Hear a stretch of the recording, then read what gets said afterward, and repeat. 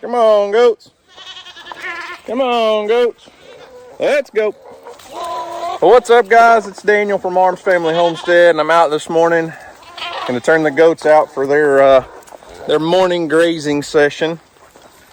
Trying to keep them off of this pasture and let them actually get out and graze. A little bit of decent browse. Not great, but it's working out. I've been turning them out in the mornings and evenings. I think yesterday they were out for like 2 hours and never came back to the barn. So that's a huge improvement over the first couple of attempts. Come on, goats. Come on. Good morning, Bear. How are you today, buddy? How's that horn to the face? Not you, Pepper. You're not supposed to go out. Come on, goat.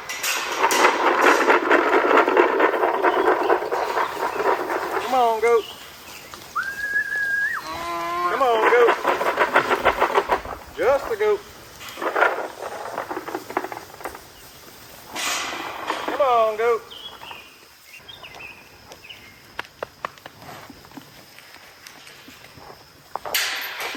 Out the gate.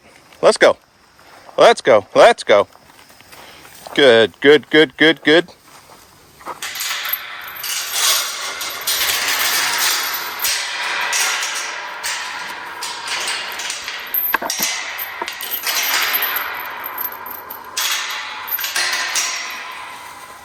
I'll be back for you. I'll feed you guys in a little bit. You guys need to hit the grass. Get to grazing.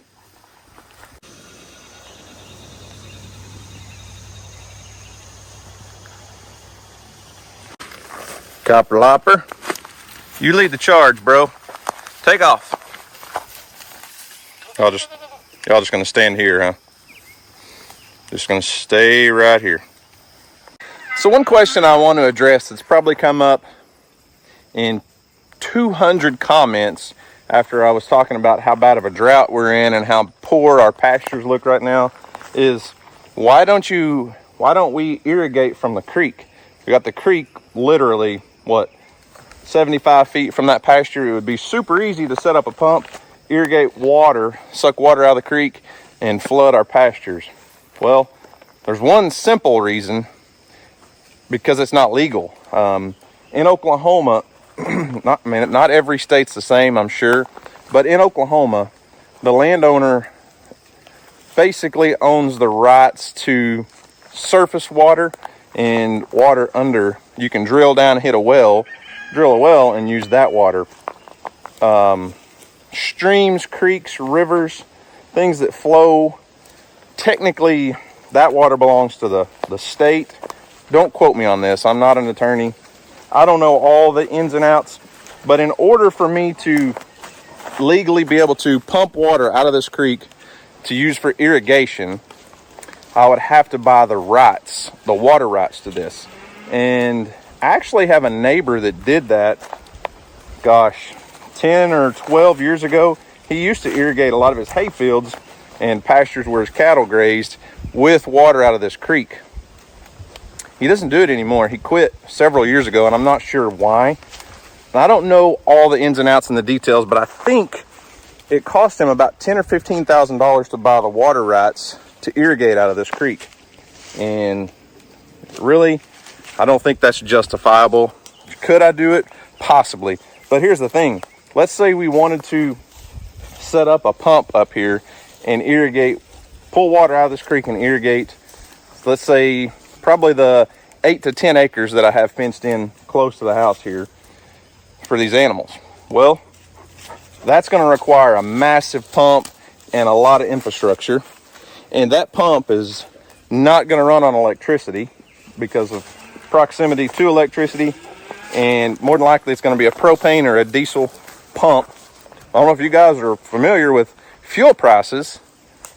It would cost a fortune to get set up and then maintain and fuel a pump that would be needed to get enough water, because we're not going to do it on something that's just garden hose size. It's going to take a 3 or 4 inch pump, maybe bigger, and then also it's not flat.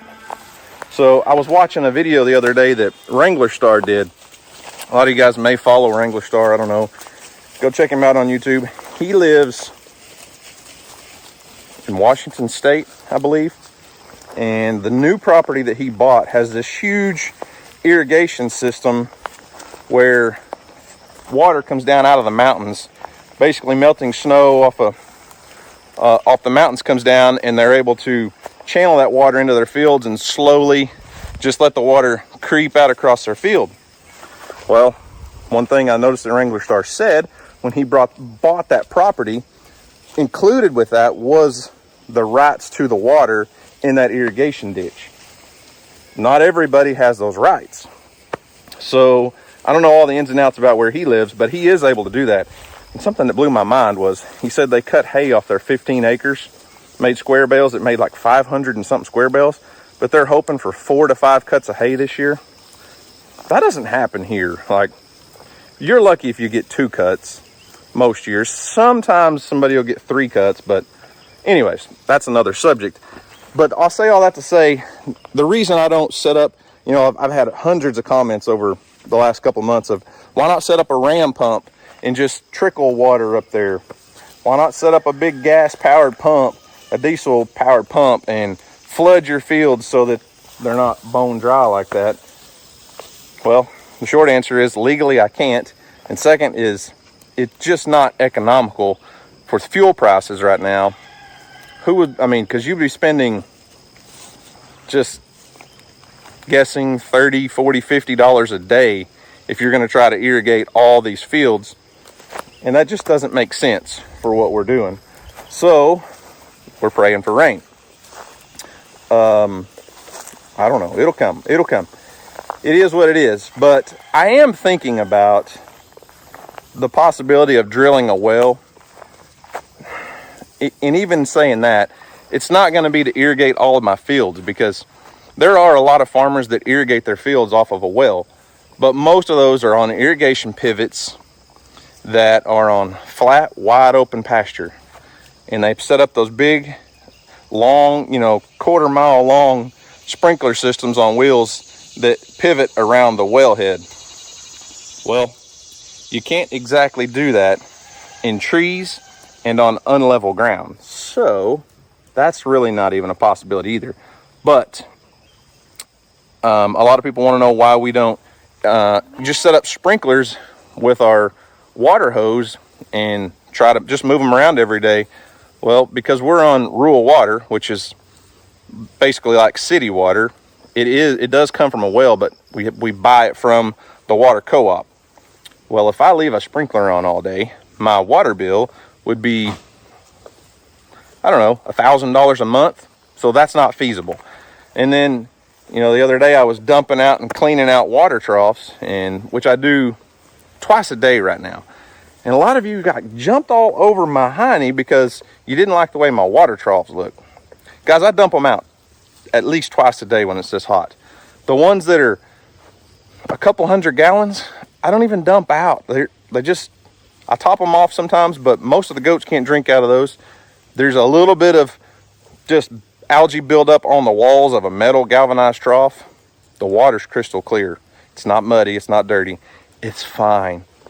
I dump out the little small troughs that all the ducks and the pig and everybody get in at least twice a day. So when I come to them to dump them out, if they're dirty and they're muddy, that's because the animals are using them. Trust me, I keep plenty of fresh, clean drinking water out. Anyway, someone said, well, why don't you just use a bucket and scoop all that muddy water out and go dump it in the grass so it's not going to waste? Come on, that's not going to do any good. That's not a real option.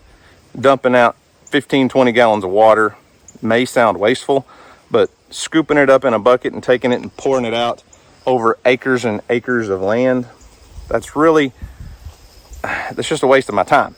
So the possibility of drilling a well, we actually do have an old wellhead here on our property up by my barn. Actually, there's no pump, there's no well house anymore.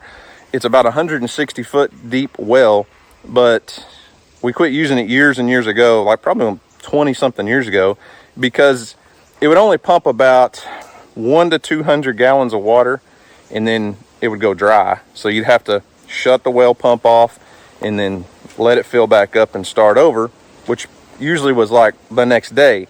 And it's sulfur water, so you couldn't actually plumb it into the house. It was terrible on hard water. It's just bad. So the animals love to drink it. Sulfur water is good for them. I actually live in the town nearby that we live by. It's called Sulphur, City of Springs, and there's a huge well, a huge artesian well that flows up out of the ground that's sulfur water, and it smells like rotten eggs. And so when people come to our town, they're like, "Oh, you're from that town that stinks." Well, yeah. But I may be able to contact somebody and see about taking that well and redoing it, maybe drilling it deeper and see if we can get more water, so that we're not paying for water to water the animals. And if it was something that would flow more than a couple hundred gallons, we may possibly be able to set up a system to maybe not fully irrigate our pastures, but at least have the ability to get some water on the grass. I don't know. We'll see about it. All right, you goats, do your thing. Go get your bellies full. Do what a goat's supposed to do. Brought me a little bucket of treats to distract the goats to get them out the gate, but the real reason I brought them is for that chubby girl right there. What's up, Pepper? You been in your mud hole? You want a treat? Here, I'll give you one of these apple treats. You like those, don't you? Here you go. Steve, you want one too? There you go, buddy. So, let's talk about Pepper for a minute. The other day I was out here and I told you she'll eat out of my hand, but she will not let me touch her. And someone in the comments said, you know, she looks like maybe she was abused at one time or something. And, you know, I don't know for sure. She will not let me touch her. She'll let me spray her down with the water hose sometimes when it's really hot. And she'll eat out of my hand. She'll follow me around. Like, she was up there laying in her mud hole and I called her and she came right to me. And I don't know that I've ever really told you guys the full story, the full background story on Pepper here. Well, Pepper, you guys may remember we brought her home from that big lagoon pond where Isaac and Rufus were earlier this year. But we brought her home last year. She wasn't ours.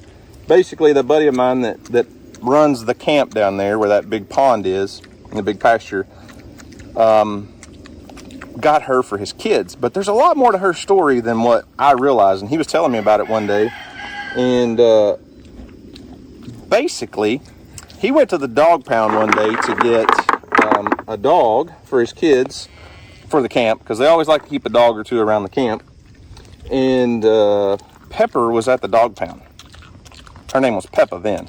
She was Peppa Pig, at least according to his kids. Oh, looky there, Pepper. Come here. But anyway, so Pepper was at the dog pound, and he was like, what are you guys doing with a pig, a potbelly pig here? And they were like, well, somebody brought it in, dropped it off, but we're fixing to have to put her down, like today, because we're not a facility that's made to hold pigs. We're a dog pound, and we're going to have to put her down today. So he was like, man, his kids got all soft-hearted about it. Looky there. Pepper let me touch her just a little bit. So they ended up bringing Pepper home from the dog pound and put her in the lagoon pond, where she stayed 2 years, I believe. But the funny thing is when they picked her up, they brought her home, and within a few weeks she had a litter of babies. Now, I don't know exactly what all happened to the babies. Obviously, none of them survived very long, or he gave them away. I don't know all the details. But Pepper stayed there pretty much just hanging out by herself, and then when I would have some goats down there, she would hang out with those goats for 2 years, and then we brought her home. So, has she been abused? Pepper, I really wish you'd quit flipping your tail. You're getting mud, little mud dots all over me. Has she been abused? Possibly. There's a good chance. So, we rescued the rescue pig that was at the dog pound that was fixing to get put down last year. Well, we brought her home last year, so. Steve, you want more treats, buddy? Here. Here.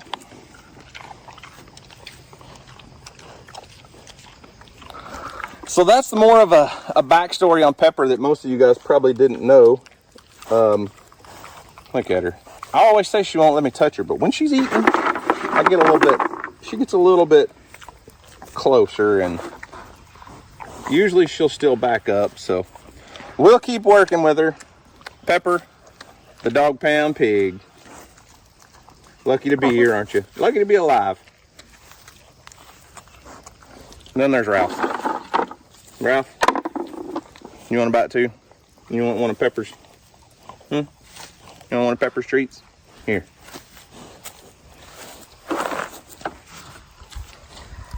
You two are quite the herd, you know it? There you go, Pepper.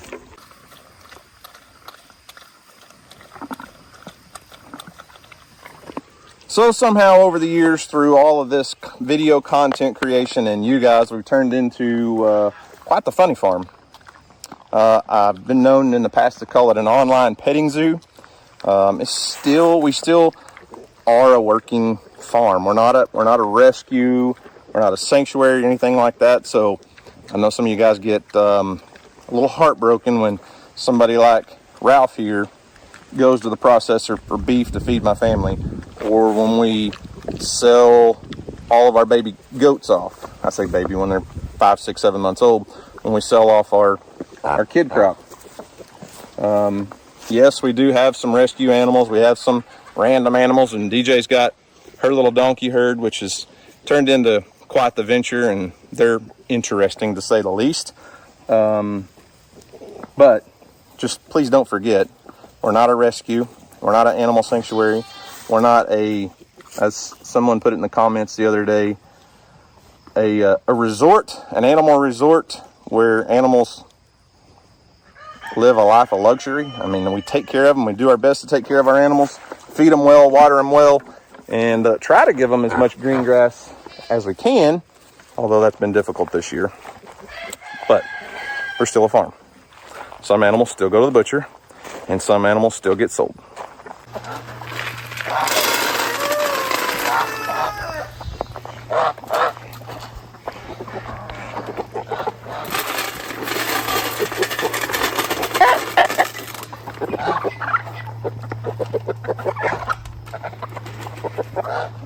Pepper, hang on, babe. I'll get you some food, and we'll soak it in some water. Hang on. Here. Let's soak that in a little bit of water. Pepper likes her food nice and sloppy, don't you, Pepper? Quite the little princess, you know that?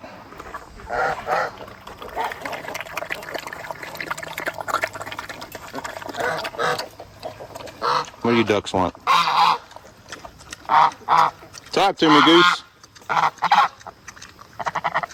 All right, so as I said, twice a day, we dump water, clean water, refill water. Just remember, not everything is always as it appears. My animals are not forced to drink this. These get refilled at least twice a day. Yes, it is a little dirty, but guess what? Sometimes you guys don't see everything, and there is a whole nother water trough over here that I refill daily that stays in the shade, that the ducks don't seem to notice as here as much because they like to play over there. So when you guys are hammering me because you don't like the way my water troughs look, we still have fresh, clean water over here that stays in the shade, nice and cool for these animals. And the donkeys have 1, 2, 3, 4, 5 different water troughs scattered around that not all of them get dumped out and cleaned every day, but several get dumped out. Like that one's for the ducks. Ducks and goose stay in it all the time. There's a duck drinking out of that one over there. But I promise you, I do my due diligence in keeping animals in animal safe drinking water.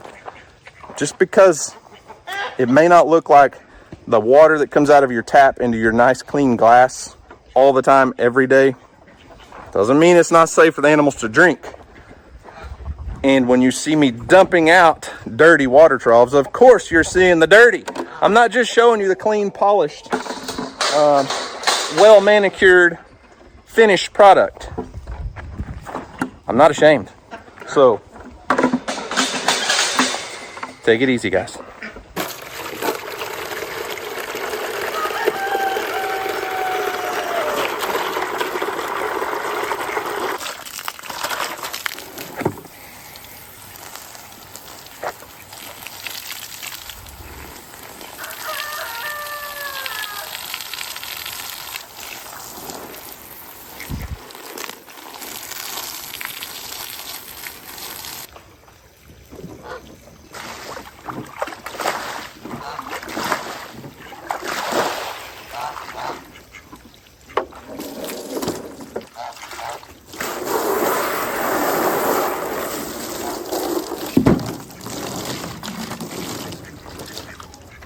This, I'm not going to get a brush and bleach and scrub and clean, because I can promise you in about 20 minutes, this is going to look just like it did.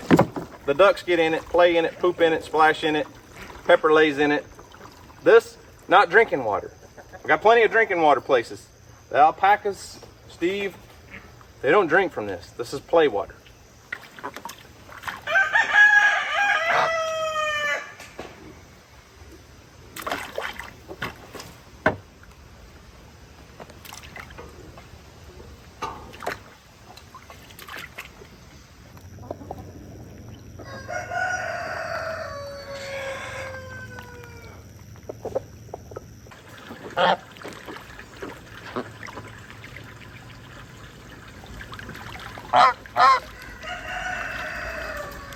Spray bottle.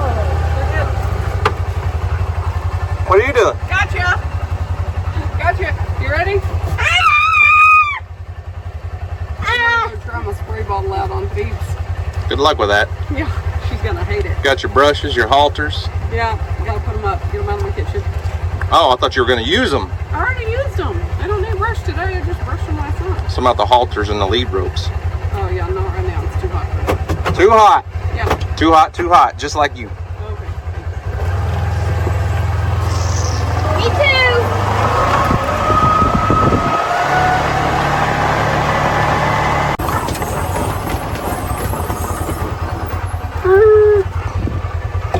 Here we go. You have arrived.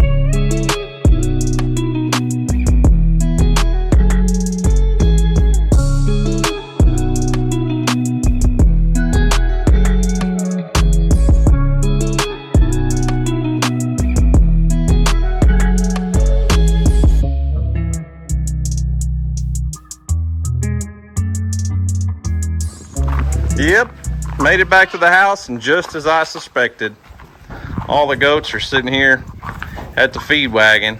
Good thing I've put a lock on the sliding door on the back of there, huh? Skip knows how to use her horns to tear into it. Come on, goats. Come on, goats. Lambert's ready to go back in, aren't you? Come on, goats. Come on, goat. Hey, Pepper. You don't go out. You stay in. Come on, goats. Come on. Come on. Let's go. Let's go. Let's go. Last one. Well, the boys and I made it back from the house. What do you say we go over and have a peek at this water trough that you saw me fill up, clean out and fill up today, okay? It's 12:23, so let's see what it looks like in 3 hours. Those two are fairly clean. One's really clean and one, you can tell the ducks have been in it. But how about this?